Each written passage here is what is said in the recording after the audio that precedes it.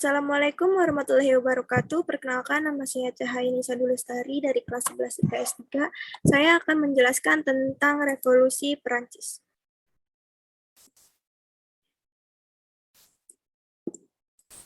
Revolusi Perancis adalah periode pergolakan politik dan sosial dalam sejarah politik Perancis dan Eropa secara keseluruhan, di mana struktur pemerintahan Perancis yang sebelumnya merupakan monarki absolut dengan hak istimewa feodal untuk aristokrasi dan pendeta Katolik. Perubahan dari monarki ke bentuk berdasarkan prinsip pencerahan nasionalisme, kewarganegaraan, dan hak-hak yang tidak dapat dicabut. Perubahan ini disertai dengan gejolak kekerasan termasuk eksekusi dan represi selama pemerintahan teror. Yang selanjutnya ialah landasan pikiran dari Revolusi Prancis.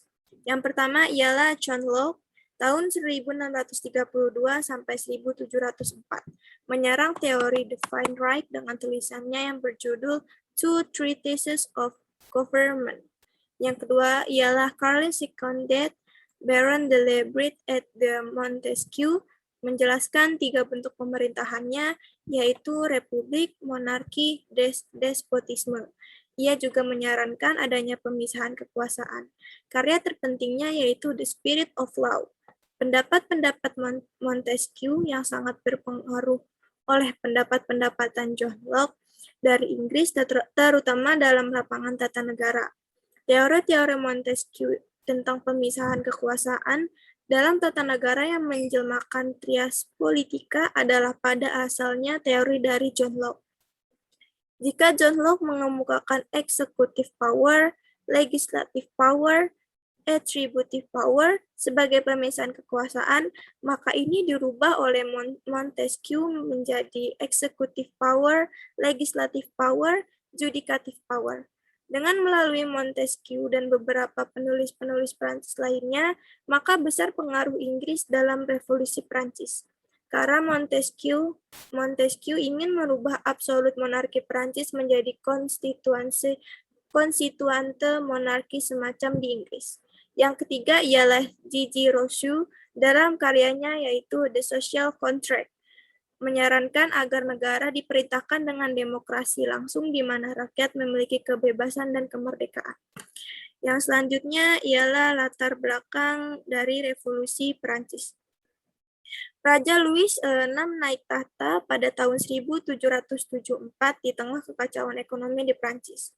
Dalam kondisi itu, Louis masih melanjutkan dukungannya terhadap perang kemerdekaan Amerika melawan Inggris. Pajak dibebankan secara luar biasa kepada masyarakat biasa, sedangkan golongan agamawan dan aristokrat tetap dapat menikmati kehidupan sebagaimana mestinya. Kebencian rakyat terhadap kerajaan dan golongan elit ini juga terinspirasi dari ide pencerahan yang menginginkan perubahan mendasar dari kehidupan bernegara. Rakyat mempertahankan kembali absolutisme kekuasaan raja, aristokrat, dan agamawan yang tidak membela rakyat miskin, kebebasan beragama, serta keinginan mewujudkan kesetaraan dalam berbagai sandi kehidupan. Di tengah tekanan keuangan dan amarah rakyat yang tak terbendung ini, Raja Louis XVI memutuskan untuk memanggil Forum Etats Generaux. Forum ini bertujuan untuk mendengar pendapat rakyat dari 3 golongan terkait dengan kondisi yang ada. Meskipun berjumlah besar, pendapat rakyat sebagai etats ketika sering diabaikan oleh raja dan kedua etats lainnya. Assemblée Nationale atau Majelis Nasional dibentuk pada tahun 1789, melepaskan diri dari Etats Generaux. Gerakan ini kemudian berkembang semakin radikal dalam menentang kalangan elit. Dalam faktor latar belakang ini terdapat dua faktor, yaitu faktor eksternal dan faktor internal.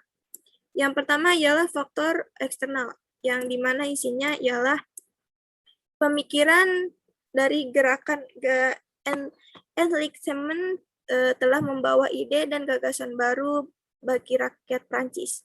Yang kedua ialah revolusi Amerika yang memperjuangkan kebebasan dan persamaan semua warga masyarakat. Yang ketiga ialah keberhasilan Glorious Revolution 1688 di Inggris dalam menghapuskan absolutisme. Yang selanjutnya ialah faktor internal dari revolusi Prancis. Yang pertama ialah keuangan negara bangkrut.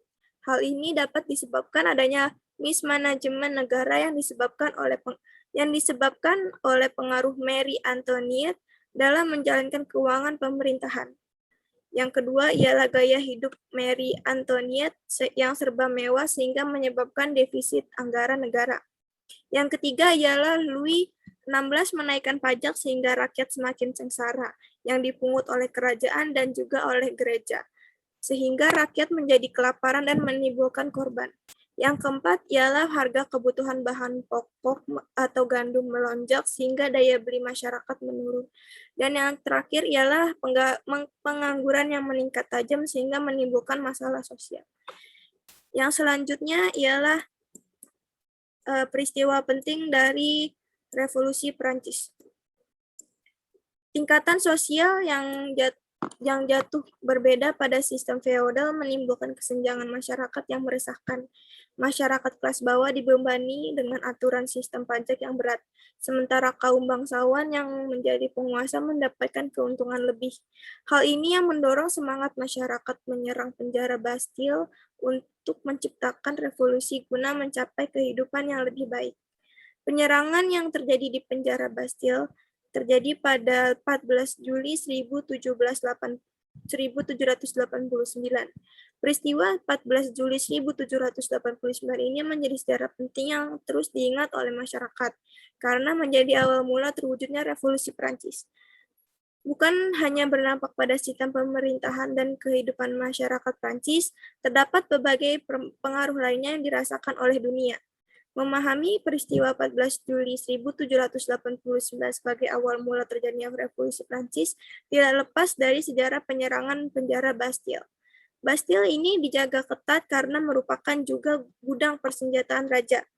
Sebab raja menyerbu penjara Bastille ini dikarenakan ada dua faktor, yaitu yang pertama ialah rakyat Paris mendengar desas-desus bahwa raja mengumpulkan tentara di sekitar Paris untuk menindas revolusi, dan yang kedua ialah rakyat Paris butuh senjata untuk mempertahankan diri.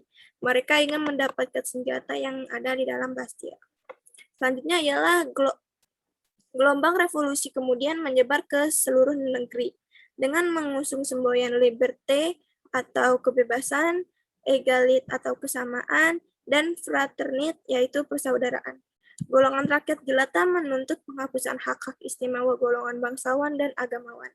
Mereka juga menuntut agar diberikan hak-hak atas tanah yang selama ini hanya dikuasai oleh golongan bangsawan dan agamawan saja. Selain hak-hak atas tanah, golongan rakyat juga menuntut agar kekuasaan raja, aristokrat, dan gereja dihapuskan dan digantikan oleh republik. Yang selanjutnya ialah dampak dari revolusi Prancis. Yang pertama ialah dampak di bidang politik. Di bidang politik tentunya adalah bagian terpenting yang berubah dalam revolusi Prancis. Perubahan struktur politik dari monarki absolut menuju republik adalah perubahan pertama di Eropa, menjadi bahan bakar baru bagi ide-ide kesetaraan, paham demokrasi, dan adanya lembaga-lembaga yang mampu menunjang kehidupan masyarakat Prancis. Kondisi ini memunculkan kemungkinan adanya perubahan dari monarki yang di banyak tempat menimbulkan ketidakadilan. Secara politis, revolusi Prancis berdampak pada penyebaran paham liberal ke seluruh dunia termasuk Indonesia. Yang kedua ialah dampak di bidang ekonomi. Revolusi Prancis juga membawa perubahan di bidang ekonomi. Salah satunya adalah penghapusan peraturan perdagangan dan pembentukan sistem metrik atau desimal yang kemudian disepakati sebagai sistem internasional dalam berbagai ukuran fisik. Adanya sistem yang bersifat global ini tentunya memberikan dampak yang sangat positif dalam pergerakan perdagangan internasional. Keuntungan ekonomi yang dimiliki gereja untuk menguasai tanah juga dihapus. Petani diberikan hak tersebut sehingga dapat meningkatkan pendapatan. Dan yang terakhir ialah dampak di bidang sosial. Dampak sosial yang paling dirasakan adalah menghilangnya stratifikasi sosial serta adanya persamaan hak dan kewajiban sebagai warga negara. Semboyan Egalit, Fraternit, Liberté, yang berarti kebebasan, keadilan, dan persaudaraan menjadi dasar bagi terwujudnya kesetaraan bagi seluruh warga negara Prancis. Dan yang terakhir ialah pengaruh revolusi Prancis terhadap Indonesia. Salah satu wilayah yang terkena dampak positif dari revolusi Prancis yaitu Indonesia. Beberapa paham yang turut dijadikan sebagai penggerak untuk mencari jalan kemerdekaan dan kebebasan Indonesia, yaitu yang pertama ialah paham nasionalisme. Paham nasionalisme muncul dan berkembang di daratan Eropa yang kemudian menyebar dengan cepat hingga ke Asia dan Afrika. Salah satunya ialah Indonesia. Salah satu organisasi Indonesia yang menganut paham ini adalah Budi Utomo. Yang kedua ialah paham demokrasi. Pemerintah Belanda yang saat itu berkuasa di Indonesia memutuskan kaum Bumi Putra harus mengikuti wajib militer untuk memperkuat keamanan. Mendengar hal itu, Budi Utomo kemudian mengirimkan wakilnya, yaitu Dwi Josewoyo, untuk melakukan perundingan dan negosiasi terhadap para pemimpin Belanda di Indonesia. Hasil negosiasi tersebut adalah pemerintah Belanda tidak jadi memberikan wajib militer bagi penduduk pribumi. Hal tersebut kemudian digantikan dengan pendirian Volksraad, yaitu Dewan Perwakilan Rakyat Hindia Belanda yang diresmikan pada 16 Desember 1916. Selain itu, bukti adanya paham demokrasi di Indonesia adalah adanya tuntutan Indonesia berparlemen. Dan yang terakhir ialah paham persatuan.